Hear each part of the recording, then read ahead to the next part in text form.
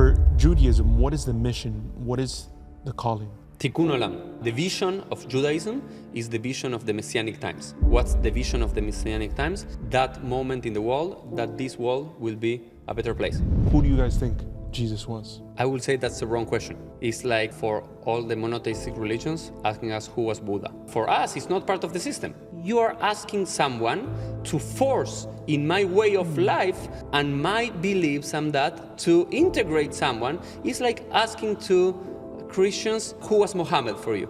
Look at the world that I created for you. Now your job is, like the Bible says in the book of Genesis, to keep it safe, okay, and to protect it. Because I'm not going to build another world for you. So that's the message of Judaism. Can all religions be true then? But did you know, before getting into college, like did you know all your life that you wanted to be a rabbi? No. No, I think I decided when I was around 15, 16. Okay. I'm from Argentina. My family is Jewish. My father, my mother, they were Jews, but I will say not the most observant or learned Jews. They were average Jews. What does that mean? That means that they were Jews because they knew that their parents were Jewish. Maybe they celebrated the high holidays, Rosh Hashanah, the New Year, Yom Kippur, the Day of Forgiveness. Maybe they did a Passover dinner in their house. We were like culturally Jewish, and they have some kind of religious feeling, but it's not that they pray every day or they keep the laws of kosher or to study Torah or to do the day-to-day commandments of the Jewish tradition. They it's not assimilated Jews, but not practicing Jews. Okay. But Jewish identity was big in my house as the atmosphere that we all lived. But not in an observance. I don't know, you can be Christian because your parents were Christians. But you're not a practicing. There's you're a big not difference. a practicing or maybe full-fledged practicing. I would say there's some that maybe they go to Mass once a year or twice a year or something, and people that are against. My parents were not against. Were the 1, 2, 3 times a year type of Jews. But consciously, they sent me to a Jewish school, so it was a lot of Jews lived that life. Yeah. So in my synagogue, there was a youth group, but I wasn't part because I was not so involved. And when I was, I think, 14 or 15, they invited me to be a counselor for one of the summer camps. And then they told me, why don't you be a counselor during the year? Because we need like young people to be leading other kids and doing programs. So I say, okay. And one thing led to the other one, because then we needed to do programs and activities for the kids, and I didn't have the knowledge. So I needed to teach about Passover without knowing too much about Passover. Or I needed to teach about a character of the Torah, let's say Moses, or King David, or Abraham. And I didn't know, so I started learning more. And then I said, hey, I think I like this. I like the learning. I like the stories behind the meaning. I like the practices, the observance of the commandments. I kind of like it. So then I decided when I finished high school to be a rabbi. That's when I finally decided. Was you becoming a rabbi,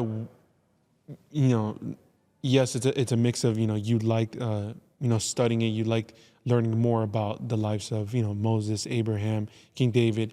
Was it also that you saw that this was the true way of life, that you saw that this was the true religion, you saw that this was the truth that you had to spread out? Or was it just, you liked it so much and then through that you found that you were good at explaining it, you were good at communicating, or was it like a mix of both? I think that the Jewish tradition in general, and myself in particular, we may have a different understanding what truth is, okay? It's a very important word. It's part of our liturgy. Emet, that's how you say truth in Hebrew, emet. But we also understand, and the rabbis early on, 2,000 years ago, understood that what is true to someone doesn't mean that that's true for anybody else. So let me try to explain. So we say, emet chotamo shel hakadosh baruch hu. Truth is the seal of God. So in this world, there's a truth. We cannot say there's no truth. There's a truth. There's an ultimate truth. Yes. Something is right, something is wrong. Yeah. The world cannot be white and black at the same time. Yeah. You no may subjective say truth. Yeah. There's no subjective truth. We don't believe in subjective truth. But we also are humble enough to say, maybe I do not know the whole truth. So it's part, I think, of the humility that religion should teach us, especially in this day, because also religion, like human beings, like societies, grow and change. It's not true that religions always base their same beliefs and the same ideas and the same practices. If you go to college, if you just open a book, if you just open the Bible, the Quran, the Hebrew Bible, the New Testament for the Christians, you will see an evolution of thoughts, of ideas, of practices. So I'm part of the Jewish world that also believe that tradition evolves, our views of God evolves, our views of respect of the others evolve. So also the understanding of truth. We come from a world, and especially monotheistic religions. Monotheistic religions have a big problem. They believe my way of the highway. My God and your God, my God is a true God, your God is a false God, right? Mm-hmm. In ancient times, when people believe in multiple gods, like polytheistic religions, that you can have in that city they believe in a God, in that other city they believe in a God, they don't have problem of that. That's the way of belief. But when Judaism came along, and then Christianity, and then Islam, during the last 3,000 years, all of them claim, I'm the true religion. Yes. So when Judaism came to the world, it says all the other gods are false. And if you read many statements of the Bible, you find this idea, I'm the true God, all the other things. He's a jealous God. I'm a jealous God, yes. I'm the true God. All the other things are idols that you worship, but you made them with your own hand. So there's an idea of exclusivity. Yes. Yes? My way or the highway. Yeah? Then Christianity came and says, Judaism is false. They made a mistake. This is not the true religion. Now, with Jesus and all his teachings, that's the true religion. Mm-hmm. Then Islam came, saying the Torah was corrupted by the Jews. The Christians did not get the full picture. Now I'm Muhammad. I'm Mahoma. I claim that is the truth. And what did that got us? A lot of wars. In the medieval time, there was a lot of wars between Christians saying, I have the Crusades, then Islam expanding for the world, religious wars. And even today, the jihad in the Islamic world is still based in that belief. So I'm part of a reading of the Jewish tradition that we can understand the true message of God, the true values of the message of God are universal, but the ways that different people practice it are particular, depending on the context, in the place they were born, in the society that they were born, and for particular beliefs. I think core values like love, like dignity, like liberty, like respect, like understanding, like peace, those are shared by humanity, and all religions should push towards that. But exactly the way to practice, the rituals, the liturgy, the specific commandments and ways of life, that could depend from one religion to another. And depending, where you're born, your upbringing, because that also does have a big influence on, what you decide to pursue. Like somebody in India can pursue, Hinduism or something like that because of their surroundings, and they may have never heard of the name of Jesus. And so does that mean in Judaism that other religions can be true? Because, correct me if I'm wrong, the way that I interpret it is that, when I put at least the monotheistic, religions and faiths, because those are the ones that really say exactly what you said, that, this is the truth. They kind of all have contradictions to a certain extent. So can all religions be true then? According to my understanding, there's a source of truth in every enduring religion in the world. That doesn't mean that they all have the whole picture of it. Okay. It's like each one of them holds another part of the puzzle, and they all put more value to one thing over the other. So I think we all share the ultimate truth. We all share, and we feel it, and we have it. And if we have deep conversations, I will say that in a deep level, we all share much more than what we can disagree about it. Yeah. Okay, I'm almost positive about that. But in the Jewish tradition, we have a way to say that into practices. So we believe that for the Jews, for the Jewish people, we have 613 commandments. Okay, yes. 613 principles, verses of the Torah that became laws of how to live a Jewish life. But the rabbis early on in the Talmud, 2,000 years ago, they understand that shouldn't apply to the entire humanity. So in the Jewish tradition, we have the concept of the 7 Noahid laws. 7 laws, 7 mitzvot, 7 commandments given to the children of Noah after the story of the ark, that Noah became the father of humanity. So there are 7 basic laws that any non-Jew, if you were born as a Jew or you convert to Judaism, you have these laws to follow, okay? Eating dairy separated from meat, respecting the Shabbat, studying the Torah, and so on, specific for the Jewish people. Yes. But if you are not born as a Jew and you want to follow God's path, you don't have to convert to Judaism. We believe that you can be an honest, good human being, moral human being, connected with God only by following 7 basic commandments. Those are believing in the unity of one God, not cursing God, not stealing, not murdering, not eating from a living animal, and having courts of law according to your system of law. So basic understandings of the minimum level that we can request to human beings to have a civilized society. So you can be a true human being, core in your beliefs, without converting to Judaism. So in the Jewish tradition, we don't have this idea that exists in Christianity, that exists in Islam, that everything outside is wrong, right? If you don't convert to Christianity, that means that your soul is not going to be saved.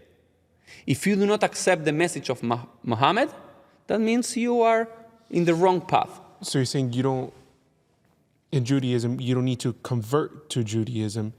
Then what would be the point of being a Jew or being in Judaism if, it's kind of open to everybody? You don't need to convert to follow the same, if you get what I'm saying. Yeah, no, it's to reach, let me rephrase this, okay? And also, for all of us to understand why for Christianity and Islam, why you have, how many Jews are in the world, I know it takes maybe 3 to 10% of the population or a little bit less. Wrong. Let me tell you, how many Jews are in the world? 0.2%. Oh, wow, I thought it was 3%. 0.2. In the US, it's around 2%. Okay, in the world, 0.2. There's only 15 million Jews in the entire world. Out of a population that is over 7 billion people, we are only 0.2. And I always put this example. When you do a census or when you do any poll, there's always the percentage of being wrong is around 2-3%. So we are 1/10 of the percentage of mistake of any poll. So we are nothing. 15 million. Why? Many different reasons that then we can discuss. But one main idea is that we do not proselytize. We do not go and seek for converts. Islam grew so much because they believe we are the ultimate truth, so you need to be part of us to get into heaven, okay? Christianity the same. They converted people, they push by the means of the Bible or the means of the sword, whatever it was, compelling people because they truly believe from the bottom of their heart. So why don't you guys go out and make, disciples or... No, because we believe. A core value of Judaism became the idea of religious pluralism. Is I can uphold my own truth because I was born as a Jew. That's the tradition of my people, the tradition of my family. But I don't demand from you, if you weren't born from this, to be like I am. I can understand that you can be close to God, you can be a good human being. That I think those are the 2 goals of any religion, right? Being in more proximity with the divine and being a better human being. But without the need that you need to dress like I dress, or to pray in the way that I pray, or to eat the same that I eat. What Judaism demands in these 7 Noahide laws, that everybody can Google and look what they are 7 basic things that we understand it need to be the basic, how to grow and live in a healthy society. If you do that, good, then continue to pray the way that you pray to your God, or your traditions, or the way that you dress, that you sing, that you eat, that you do. Continue your path. But the core belief, just so I completely understand, but the core belief of Judaism is the existence of a one God. Yes, we were the first one who said that. Okay. We branded that into the world. That's our marketing tool. That's good. It's Moses saying, Shema Yisrael Adonai Eloheinu Adonai Echad. The motto of our faith, the phrase from the Bible that we repeat each day is, Hear, O Israel, Adonai, that's the way that we pronounce God, is our God. Adonai is one. God is one. That's and Judaism brought this to the world, and then Christianity adopted it from Judaism, and then Islam also adopted it. Look, we're on a mission. My mission is I believe that there's a status quo of, hey, keep religion and politics out of everyday conversations. And I don't believe in that. My thing is, no, well, those two things are the most important aspects of society. Religion and faith and spirituality governs people's decisions through the inside out, through morality. And politics governs your everyday living. So if you're anything like me and you don't like this idea of, no, the two things that you keep out of everyday conversations is religion and politics, I encourage you to subscribe down below for more content just like this, with big guests, with rabbis, with imams, with pastors, with whoever it is that you want to see. And I hope that you enjoy. And without further ado, we'll get back into the interview. So when you look at, Christianity, the calling is to go out and make disciples of all nations. You're saved by grace, then you get into heaven. You look at Buddhism, it's to reach nirvana, reach an enlightened state. For Judaism, what is the mission? What is the calling? Tikkun olam. Tikkun olam means to make the world a better place. Okay, that's the goal. The goal, I think, the vision and the mission, right? Like any other two marketing tools that we have today, in some way or another, we always had it. The vision of Judaism is the vision of the Messianic times. What's the vision of the Messianic times? That moment in the world, that this world will be a better place. There will be peace, there will be harmony among the nations, among the people, like appears in the prophets in the Hebrew Bible. That's the vision of the Messianic times. But the mission of us, our mission, is to do letakeno olam b'malchut Shaddai, to repair the world under the governance of God, okay? Under the wings of God. So the mission of the Jewish people is to make this world in a better place. How do we do it?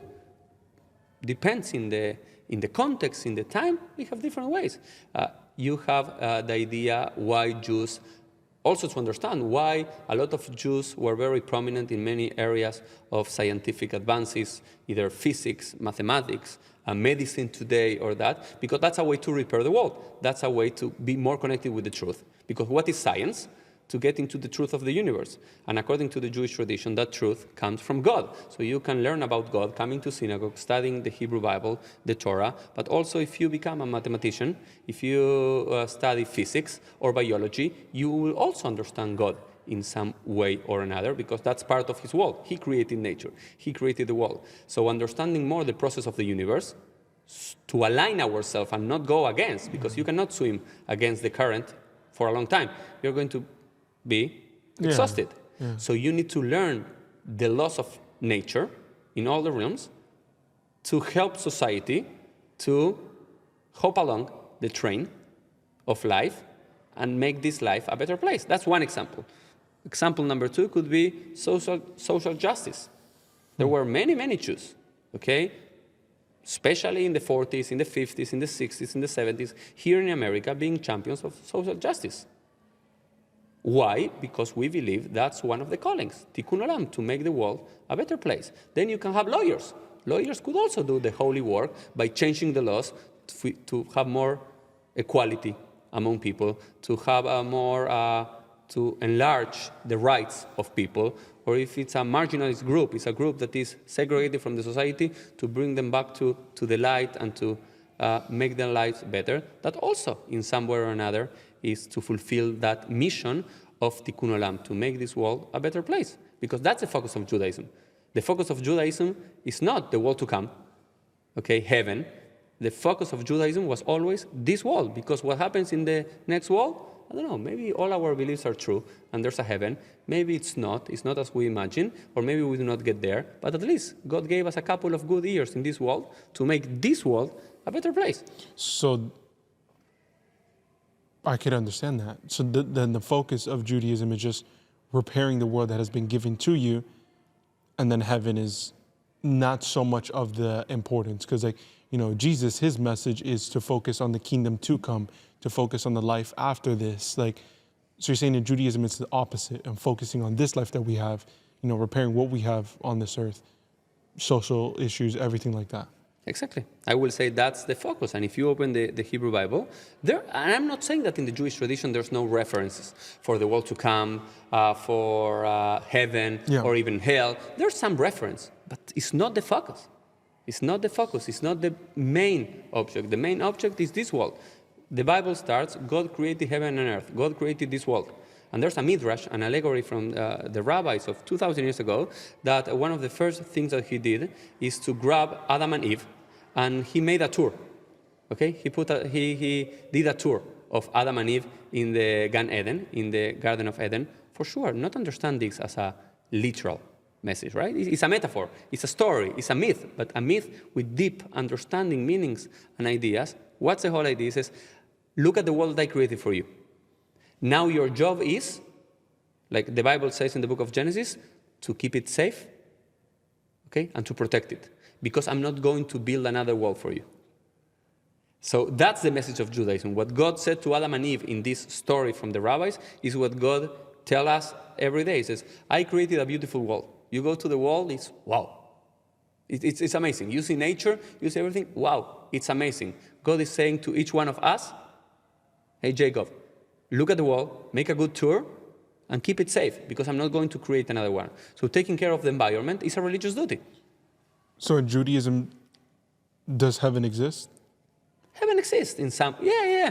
Then there's debates among rabbis. Because I was going to say that at least when I was, watching videos online, it's kind of like I would even say almost a 50-50. Some rabbis say, well, we don't believe in heaven. That's not a real place. Our focus is just on, some do, some don't.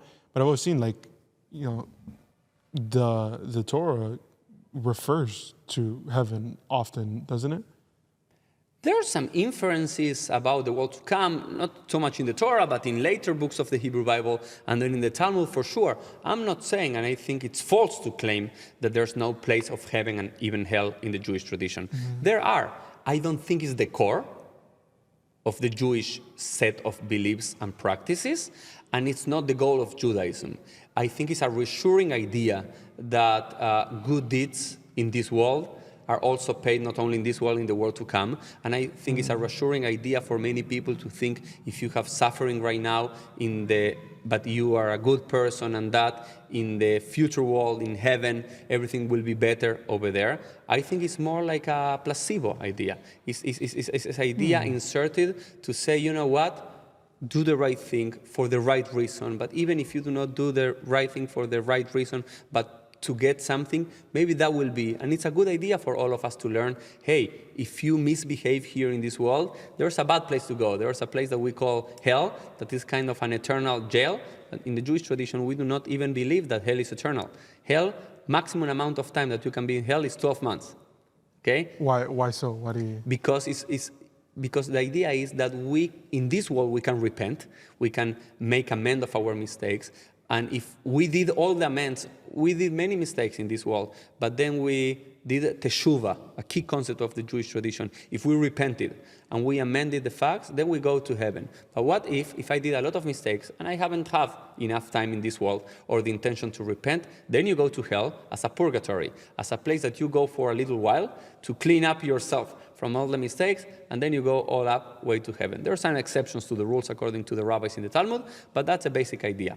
But yes, there's some writings all the way back from the Bible, late books of the Bible, in the Talmud, medieval scholars, modern scholars that talk about heaven and earth. I'm not saying that doesn't exist, but it has never been the focus of our belief. I think Judaism is a religion of life and of this world. Yes, we have beliefs in the world to come, but the value is here. What happens later, I think also is part, all the debate about the rabbis is, at the end of the day, we can never be certain about that. We can claim, Christians can claim, Muslims can claim, Buddhists can claim, Jews can claim what will happen. Scientists can claim what will happen, but we don't have certain about that. It's a belief. But what we are certain is you and me here, someone that is in need a few blocks away from the synagogue, a forest getting burned. That we can see we can be certain and we can do something. Do you also, playing the other side of it, do you also think maybe that could be dangerous for somebody that says, well, I'll only go to hell for 12 months, so that means I could do whatever I want here. And then, hey, you know what, God, I'll just cleanse me. There's no punishment for me, and then everybody's going to end up in the same place. So why should I even care about what I do?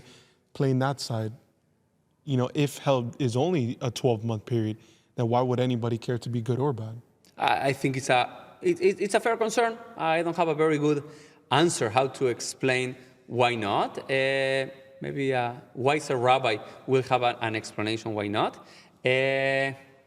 Maybe there are some exceptions to the rule in that regard. For example, in the Jewish tradition, if you say, I'm going to sin and then I will repent, that repentant doesn't work. Maybe in the realm of hell, of Giron, that works in the same way. But I'm not sure. And once again, it's not our focus, because once again, I think Judaism is a down-to-earth religion. We are here. We are certain of that. And at the end of the day, what it's worth it is this life. Are you going to bet your entire life to live a good life just to enter into heaven, or live or be afraid of doing the wrong thing just to go to hell? What's the value of that life? It's like somebody always working towards a goal. Like, the life is here, is what you do now for the core beliefs that you have. It's not toward, okay, I'm going to be good just in case heaven is a real thing, or I'm not going to do this mistake or this transgression just because I'm afraid of hell. Do you want your kids to be raised, or a society to be raised in a place that they do the right thing just to get like the carrot at the end of the run, or somebody to avoid doing the wrong thing just because they are afraid of the police? Or you want to teach people to do the right thing because it's the right thing to do? You want somebody to stop in the red light because they saw a camera or a police guy, or they stop in the red light because they understood if we want to work as a society and we want to survive, as soon as we get out of the house with the car, we need to respect some rules because it's the right way to live. I think Judaism places much more importance in the first one. That makes sense. And I'll make the argument that may be some of the concerns of people that are Christians, because obviously we live in a nation that's predominantly Christian. But in that, your faith is more sincere. If you forget the idea, I think it's powerful, at least from my perspective. It's powerful to understand that heaven and hell, I believe, does exist. Because, again, somebody can play the argument, well, if there's no heaven and hell, there's no afterlife, then what does it matter? Everything that I do here, that's the extreme. The other extreme is kind of what you said. Well, my job is just to get into heaven and hell. And, but I don't think that's the point of it. The point of it is so that the process matters more than the destination, as cliche as that might sound. But the person that you become, the things that you do here, the deeds that you did here, the people that you brought to God here, that's what matters more than the final destination. Because and I believe heaven does exist, when you get there, you get there. I don't think you're going to remember everything else. But the three monotheistic religions, the major ones, right, that I would say, Judaism, Christianity, Islam, the biggest differentiators between the three is how they perceive Jesus. At least that's what I see. Christianity, we believe Jesus Christ is the way, the truth, and life. He is the Messiah. Islam, they believe he was just a prophet. Judaism, who do you guys think Jesus was? I would say that's the wrong question. It's like for all the monotheistic religions asking us who was Buddha. Yes? For us, it's not part of the system. Like so Jesus isn't even a part of the... No, you are imposing in the question, and I like the question, Jacob, and I'm going to answer. I appreciate it, yes. But I'm going to be sincere. You're asking someone to force in my way of life and my beliefs and that to integrate someone. Is like asking to Christians, who was Muhammad for you? I don't know. You do not believe in Muhammad. It's not part of your core systems because it came later. And I don't know. It's not part of your core beliefs. I'm from Argentina. I was born in Argentina. Yeah. It's like, and Perón was a big president over there. It's like, okay, what is your beliefs as an American about Perón? I don't know. Like, it's not part of your life. It's not part of your core belief systems. It's not part of your history. So in the Jewish tradition, when a lot of Christians ask us with good intentions, don't understand me wrong, and I'm going to try to answer, is why you don't believe in Jesus? Is okay, why don't you believe in Rabbi Akiva, who was a very important and prominent rabbi? Or what? Like, it's just the wrong question to ask. But it comes from a good place because Jesus is so important in the Christian faith. So for us, as part of the Jewish people, from the Jewish writings, our own writings, the Mishnah, the Talmud, that were part of the time or a little bit later of Jesus, or the New Testament, we understand Jesus as an historical character. He was a Jew, lived and died as a Jew. He fulfilled the Jewish commandments. He taught only to Jews. He did not proselytize to non-Jews. Then his disciples went out of Judea and started spreading his word. He was born as a Jew. He was circumcised as a Jew. He celebrated Shabbat as a Jew. He went to the temple offerings with a Jew. He went to synagogue to teach Torah as a Jew will do, as a rabbi will do. For sure, he had his complaints about the Jewish establishment, some ways the rabbis understand the Jewish law, the halacha. He didn't agree, but like any rabbi does not agree with another rabbi. Maybe he was a little bit the left wing at that time, a little bit radical in some understanding, but he was still part of the system. Okay? And he was killed by the Romans, and then they put in his forehead, INRI, Jesus of Nazareth, King of the Jews, because for the Romans was a political danger. Jesus, because he was claiming Jews need to have independence again and have sovereignty over this territory again, because the Messiah at that time was not a heavenly figure that will heal the world, was a political leader that will bring back the kingdom of David.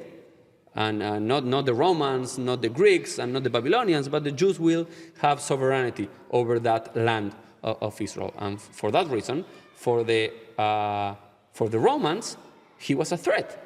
For some rabbis, Jesus was a threat because he has some heretical ideas, not so mainstream. But for the Romans, he was a threat because if the Jews consider him the Messiah, or some Jews will consider him the Messiah, that will mean, okay, they want their own sovereignty again. So we are going to lose this portion and this... Which is what Messianic Jews believe, right? Yes, but that's a much later development of the last 150 years that is a very weird syncretism. So for us, Jews, at that moment when Jesus lived, was born, lived and died as a Jew, with maybe not the mainstream message of that time, but still very part of. But for sure, his students take his word and his teachings, and they created a new religion that streams from the tree of Judaism, from the trunk of Judaism. They took it away, but then decided to separate themselves. First, they wanted to call themselves the true Israel, okay? Because we are the true Jews, they claim. Then they changed their name to Christian, then Catholics, or whatever other name or branding they give to themselves. So for us, Jews, Jesus was an historical character, apparently. We don't have any way to argue the opposite. But that's So you think he was more of a... He was... And I'll explain the reason after I say this, why I asked you that question, but I think he was more so of a, in the moment, because I heard somebody, or I had an interview with somebody, they told me this, and he said, well, Jesus was so predominant, was so, got the attention that he got, because during the time, obviously, the Roman Empire, politically, they weren't the best, and he was kind of not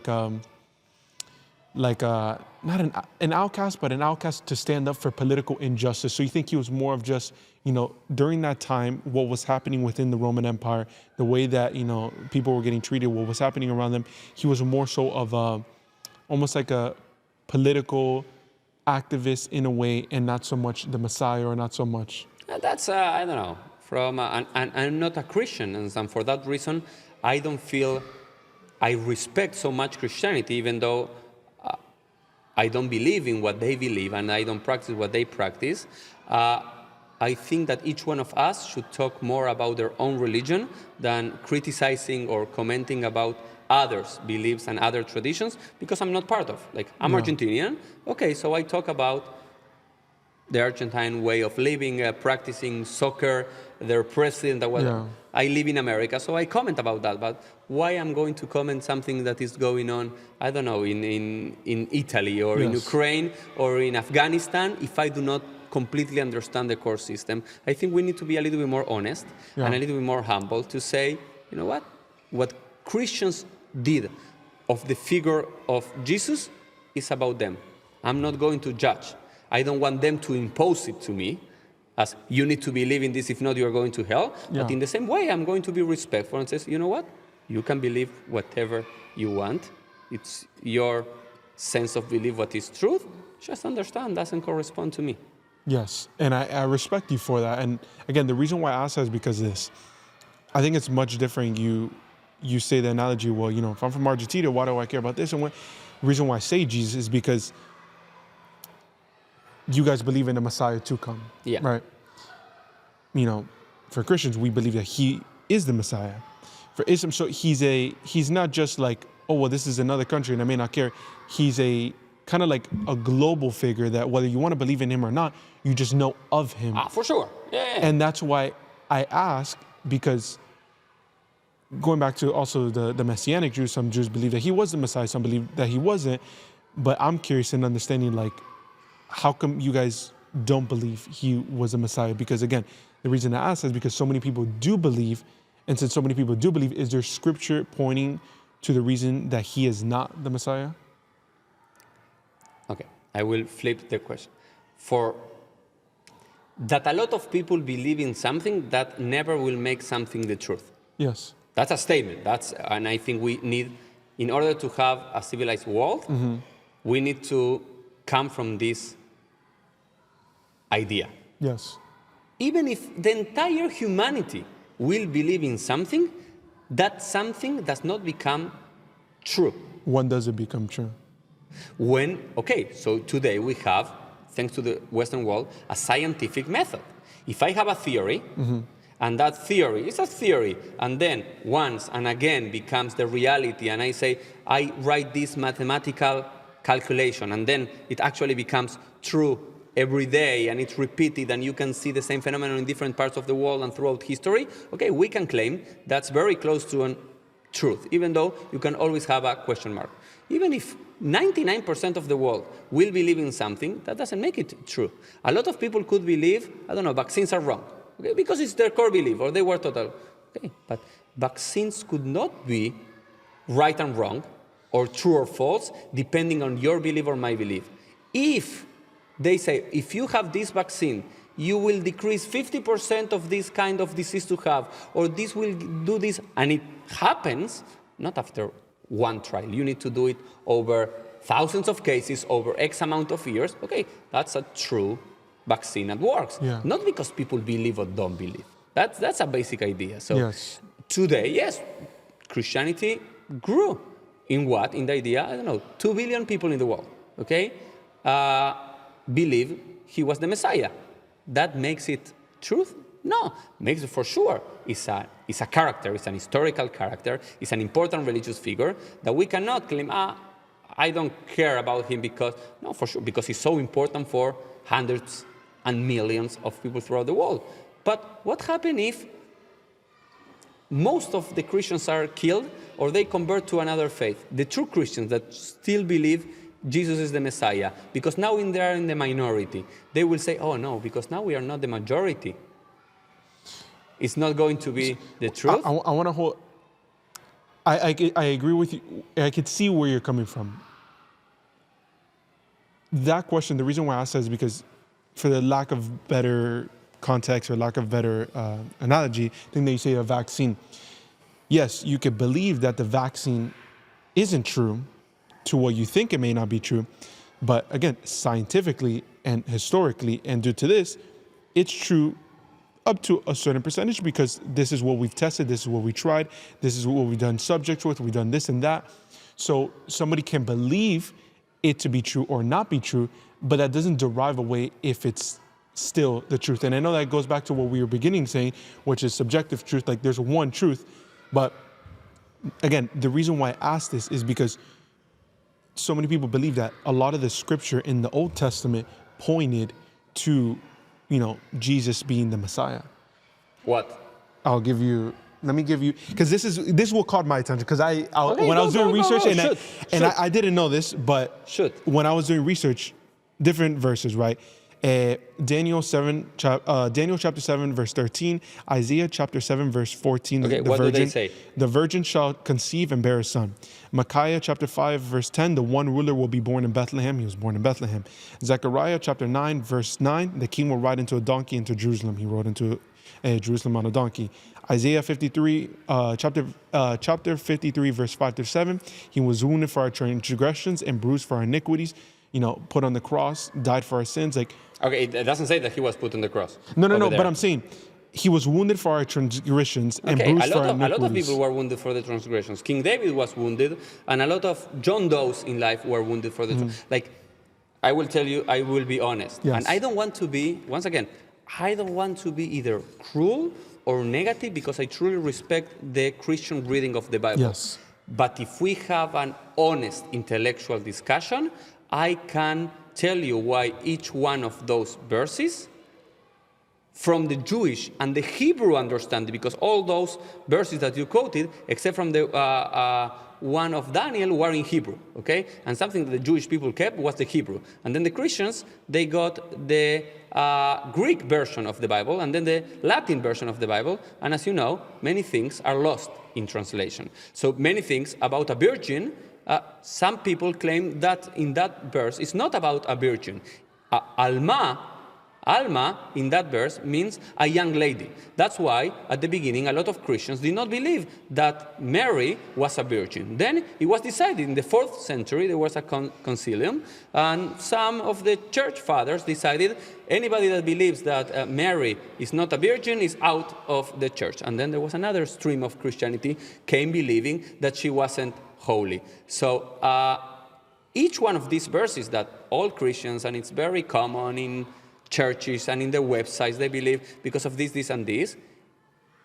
Okay, if you want to believe in those if you come from the point of view that says the Hebrew Bible will confirm that Jesus is the Messiah, you will find verses for that. If you come from any preconceived idea, out of thousands of verses in the Bible, you will find verses that will argue what you say you argue. Okay? But that's not how the scientific world works. Okay? It comes from the other way around. It's not, I have this preconceived idea, I will go and find the truth. Because you are smart, I'm smart, and people who are watching us are smart enough. If you have from a preconceived idea, everything is, I don't know, Russia is behind everything. Or there's this... Because you already have you're not looking at it from the perspective of looking to see if it's, you already made up your mind and you're just doing this to validate. Exactly. Also, if this happens, this is the miracle because of this, or this is what is written in this verse, or because this is that, and I see a cloud, and it looks like this figure because it's this time. And the one of Beit Lechem, of Belen, it's talking about King David. Okay, why do we know that? Because the story of Ruth. The story of Ruth that was from over there, and the family came from over there, from that place, and she was Naomi, Elimelech, Ruth came from over there. So I don't want to claim that they have a false reading of the Bible, because I respect them. But I say, come on, let's be intellectually honest. I know that as a Jews, we also do the same process, because we come from a preconceived idea. We look in the Bible. Which it would be naive to say that everybody, every time they go and make a decision, that they don't have some type of idea. Like, you also have to understand that most people, everybody typically has, whether from their upbringing, whether they already believe. So obviously, naturally, you're going to have some type of preconception of what you believe. So then how do you recommend somebody going at it from an intellectual point of view, separating emotion and saying, okay, let me put the facts together? Is it, And I think we shouldn't. I think there's two different things. I think one is college, one is university, one is studying world religions. Mm-hmm. That's an intellectual pursuit. That you need to understand the nuances, the difference, the historical background, the readings, the political decisions, the theology. It's an intellectual. I think that we have a soul as much as we have a mind, okay? And I think in religious practice and beliefs, you need to hear more your soul, okay? If you are raised as a Christian and you can connect with the divine, with the image of Jesus in your heart, be my guest. Be my guest. I don't have, if that, and that's good. That's fair. If you were born as a Jew, and for you connecting to God means to wear a prayer shawl and come to synagogue on Shabbat and pray in Hebrew ancient prayers, that's good. I think we need to separate a little bit, not because one is more important than the other. I think the mind balances the soul and the soul balances the mind. And let me explain why. God grants us both, okay? Yes. The mind by itself becomes like all rational, okay? All rational and seeking for the truth and the true answer and that. But you saw what happened in Germany, the most advanced rational society of the Western world in the 19th century, in the 20th century, 19th, 20th century. It was radical. Radical, it became the Holocaust, okay? That is the ultimate goal of rationality at some moment because of their mindset. So also from a rational perspective, you can become a fanatic of the ultimate truth, okay? And the true the ideas, and you cannot understand the feelings of people or the emotions, or that you understand people are rational. If 1 + 1 is 2, whoever does not agree with 2 needs to be out or cut, or whatever your rational outcome is. The mind by itself is not good to be left alone. The soul by itself, also you can become radicalized by the soul. I believe in this. God told me this. Jesus told me this. I saw Muhammad. I hear this rabbi saying this. I will fight my life and I will kill for this idea. So you know what I say? One thing is your soul in the synagogue, your soul in the church, your soul in the mosque, your soul as a Jew, as a Muslim, as a Christian, in your homes of worship, in your homes. In that, connect with that. Because that non-rational aspect of our existence, we need to build, we need to train it. As much as we go and train our body in the gym, we need to train our soul. And we have different languages for the soul. Some people that were brought up with the wires, with Jesus as being part of the Messiah, maybe connecting with that will make their hearts and their souls to be more attached to the divine. But then, every once in a while, we need to stop a little bit, open a book, and being open critics to our own beliefs. So we need to have a balance. One of the biggest balance that we need to find in life, and especially for the society that we are living today, is how you can be passionate about something. Can you believe to the bottom of your heart that something is truth, but don't become radical in that belief. Don't believe that everybody else is wrong and you're the smart one in the room, but because something that religion can give you and should give you is humility. If we say that Moses was humble, the Christian says that Jesus was humble, the Muslim says that Muhammad was humble, the Buddhist says that Buddha was humble, okay? Humility needs to be in the core. And if I believe for 1 second that I have the truth, because my outbringing of what my priest, my rabbi, my imam told me in church, mosque, of the synagogue, if I do not open myself a little bit to doubt, I will become radical. And I think this is one of the biggest missions. I want Christians to be pure and true Christians and devoted, but still open-minded. I want Jews to be proud Jews and devoted Jews, but still open-minded. I want Muslims, I want that from each one of us. And I think we are getting there, and we should get there. I agree with you 100%. I think it goes across the board for any religion, any faith, anything that you believe, because I think that was a lot of the last 2 years. It was like, well, you didn't agree with me and you're completely wrong. And this is like, and then going on the political side, it was like, there was actually an analogy that I watched yesterday on an interview with Patrick David, that he was saying that, America was once married, right? You had the wife and the husband, and now they were getting a divorce, and they both have their lawyers. And their lawyers, one of them is saying to the wife, well, his agreement that he put up, it's unfair. I've seen other people and it should be a little bit more. And then, the lawyer gives this lawyer a call. The wife's lawyer gives the husband's lawyer a call.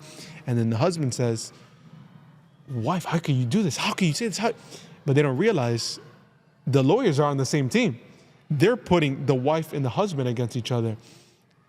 Where I'm getting with this is on the political side, you left, right, wherever that you're from, it's not you versus me. It's like, hold up, we have similar beliefs, right?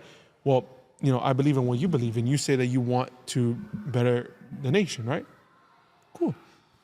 I think we may have different ways of getting there, but we believe in the same common goal. Same thing with the religion. Hey, you believe in exactly what you said. You want to solve social issues. Me too. We agree. And I think so much of that is needed, whether it be from Christians, whether it be from Muslims, whether it be, because I think me being a Christian, I think that's even what Jesus would do.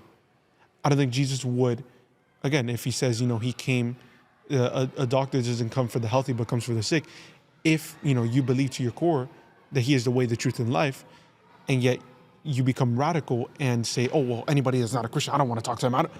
Is that something that he would do? And more so, I think conversations across the board should be had, and this should be had, an open dialogue. You know what? You're right about that. I never thought about that. You're right. I should. You know what? Actually, I don't agree with you, but let me do more research, and because that's how one, I think, deepens your faith, questions it to find whether you believe absolute truth to be true or not. You get closer to that, if that makes sense. Yes, I think we shouldn't be naive. The perfect wall of understanding and pluralism, we all like kumbaya, we sing together and everything. It's difficult because we are, as much as religious, we are political human beings, and we all have our, but I think at the moment that we feel less threatened about the other, we can be more open, okay? I think people close themselves when they are insecure. If you're secure, like I'm secure of my beliefs as a Jew. So if a Christian talks to me about Jesus, he says, you know what, okay, that's good, but not for me. I don't go and or her and says, no, you're wrong, and this verse is wrong. No, you know what, I don't feel threatened. I think a lot of people are insecure of his or her own beliefs. Which you think comes from not understanding it, not doing as much of, and maybe just blindly saying, oh, because my parents are Christian, I'm going to be Christian. Do you think that comes from that? Yes, and I met a lot of people that, once again, the more you're secure about your beliefs, the more they are grounded into history, into facts, into reading, into an open heart and an open mind, the more you're open for conversations, because it's not that you're not trying for me to become a Christian, and I'm not trying for you to become a Jew. So the same could be about Democrats and Republicans. When we understand that the conversation is not about, okay, now I need to convince you, so the next time, if you vote Republican, now you vote Democrat, or the other way around, we are just having a conversation. And I think there's levels, okay? Yep. There will be levels that we are not going to agree. And that's okay. Just knowing that there's levels that we are not going to agree, it's good, but there's a deeper level, a core level, that we can all agree. And as a religious leader, one of my goals is to open the eyes of my congregants and people in the society, and in Broward County where I live, to say, you know what? We don't have to agree in A, B, C, D. Let's go deeper. Let's go. And I think this is what religious and true political leaders that are not finding advantages to get into power and leadership positions need to do. Says, okay, Jacob, Uri, let's sit.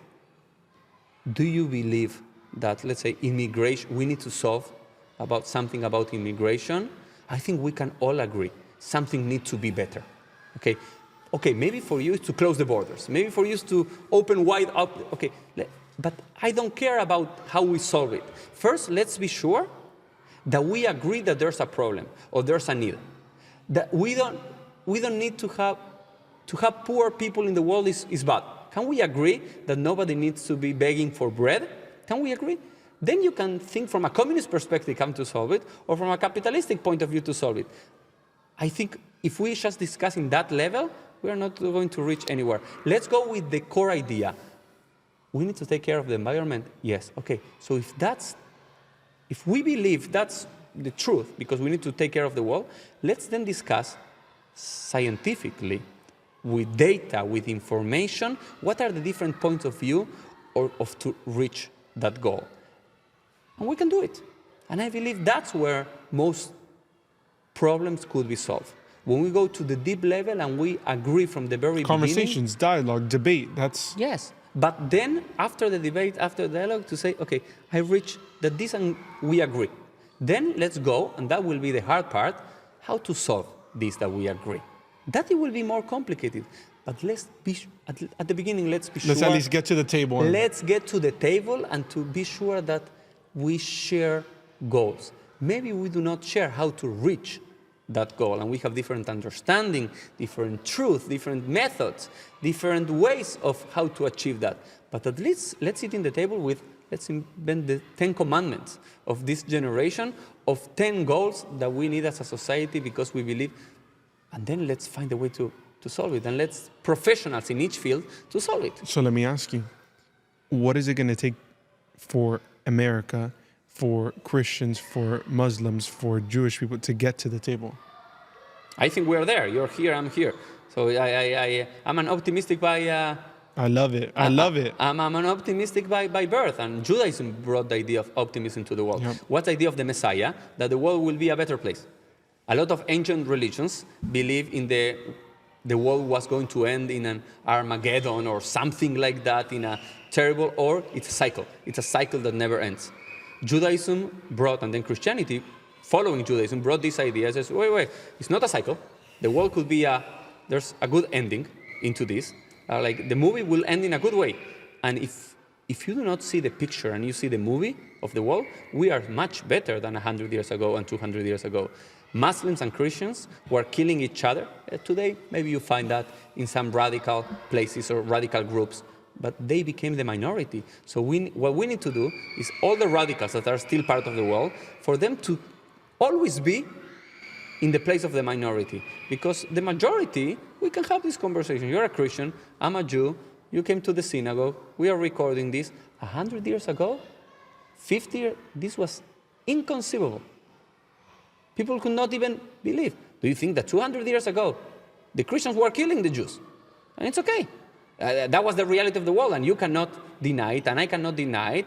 Okay, we need to go forward. Okay, the church changed. 1962, the church decided to change part of the catechism about how they see the Jews, and by the church changing their views, also affected us, the Jews, the possibility for us to say, you know what? Okay, now they changed, so we can grow again in a better sense of, it took us 2,000 years. I think it was a little bit too much to reach this.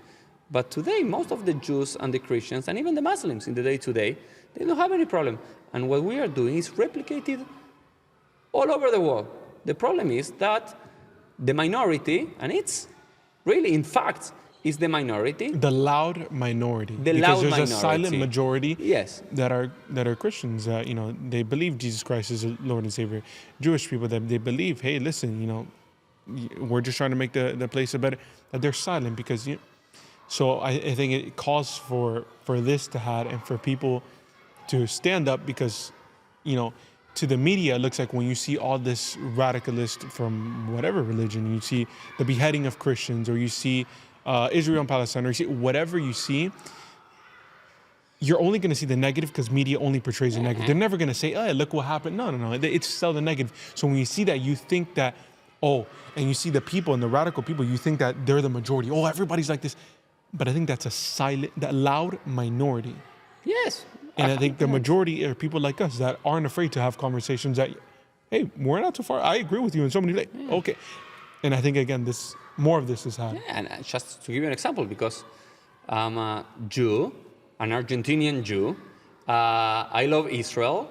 I support Israel. I live here now in America, so I'm devoted in some way or another to these three countries. And just to give you an example of that, now the Pope of the Christian Church is very sick. Okay? Yeah. He could die any day, and I know that millions of Christians are praying for him. And one of his best friends is a rabbi from Argentina. That is the rabbi who taught me in rabbinical school. And he was the one who took the Pope to Israel for the first time to the Western world. That was my rabbi together with an imam from Argentina too. The three of them went together over there. They used to have an imam, rabbi, and the Pope and went the Pope, together. they went to Israel. I think it was 2012, 2013. There's a picture you can find. I would love to see that picture. Yeah, it's a worldwide picture. The three of them went together to the Western world. Three Argentinians, one Jew, one, it looks like a joke, one rabbi, one imam, one pope. They went to the Western world together, but this is a true image. And they used to have a TV show together that it was, I think, broadcasted every Saturday night in Argentina when they brought topics, let's say family, freedom, love, politics. And the rabbi talked from the Jewish perspective ideas, and the Pope, before being the Pope, he was just Francisco at that time, he talked and taught from the Christian perspective, and that's it. Sometimes they agree in the perspective, sometimes they didn't agree. I don't know, about family. I don't know, the Pope was not married, did not have kids, because the Christians believe that religious leaders should not have. Okay, all good. My rabbi, he was married, he had two children, and they talk about that with respect. It's not that one was trying to convince the other one, oh no, you're doing wrong as a religious leader of having a family, or you are wrong, because it has to do with the context. It has to do with perspective. So that could be true to the religious Christian leaders, that not having a family is their call and is the right thing for them. That's their truth. But for Jewish leaders, that we are among our families and we live up by that, we believe that it's important to raise and have a family so we can talk more honestly with our congregants about the troubles of marriage and about raising kids and their challenges and ideas. So, but that's just because you brought this idea, I thought it was important to share this. I'm glad that you shared that, and I'm glad that we had this conversation. I hope that I'm definitely going to rewatch this interview like 3 times, 4 times, because I really enjoyed it. I have to say you are, and I really don't say this lightly, I've never said this on camera before, but you have to be so far one of the most intellectual people that I've had the opportunity and honor of interviewing and conversating with, because you have a way of you're to your core, you know what you believe. Yeah, you also understand that other people have their beliefs. Yeah, you also back it up with intellectual ideas and intellectual analogies with a mix of grace. And it's like a good conversation I think people watching this can learn from. And seriously, I thank you, Rabbi, for this opportunity. I think there's a verse, if I can quote Jacob, from the book of Zacharias. I don't know how to say it in English. And for sure, for your audience, I'm from Argentina. English is my third language, so sorry about that. But it says that emet v'chesed, truth and grace or kindness, kiss and met in the door.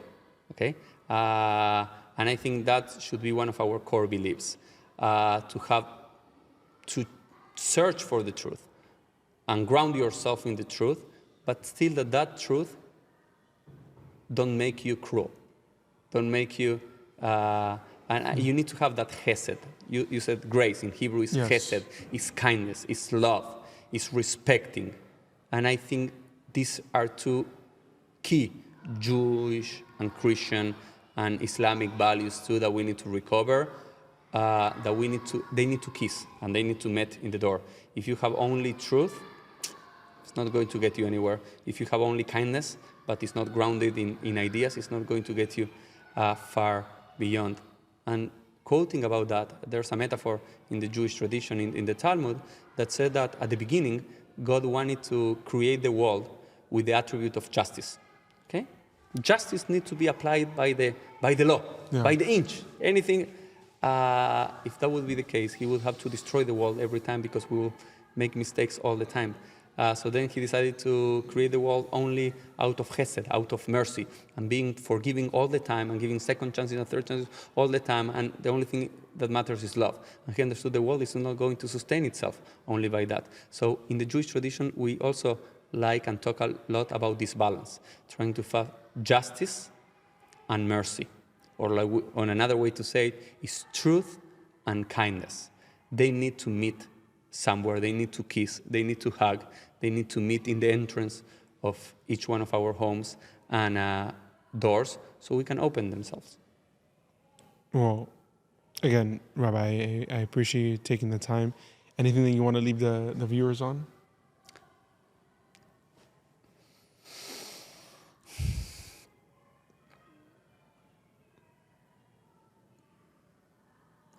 I think that I would like to say as follows. Be true to your beliefs, to the core, but always leave room for doubt and have an open heart and an open mind, and never, never stop studying. I think that's a core idea of the Jewish faith, because studying, you can grow from that. We can always grow. When we know more, we do more, and knowing more means being more deep and connected to your roots, but at the same time, because you are that, you are more open. The more you are connected to your roots, the more open you can be for other people's sensitivities, ideas, tradition, because you're not afraid. Only people who are afraid are stubborn. Only people who are afraid and are weak in their beliefs are mean to others. I think the more rooted we are, the more open we can be. Thank you so much for making it to the end. I can't say, guys, literally, I can't say how much I appreciate you if you made it to this point, because there's not many of you right now, but I know in 5 years there's going to be hundreds of thousands of people. But I just want to take time to acknowledge and say thank you from the bottom of my heart. And I hope that, my content is not only an inspiration, through you guys seeing my journey, but an inspiration and educational platform that you can learn from the people that I'm interviewing. So yeah, I don't have much to say. I just thank you, and I love you very much. And I hope that you stick along for the ride. Next week, we have crazy interviews going on. We're actually flying to LA to do 3 big interviews. So I hope that you don't miss out to see that. But yeah, I'll see you on the next one.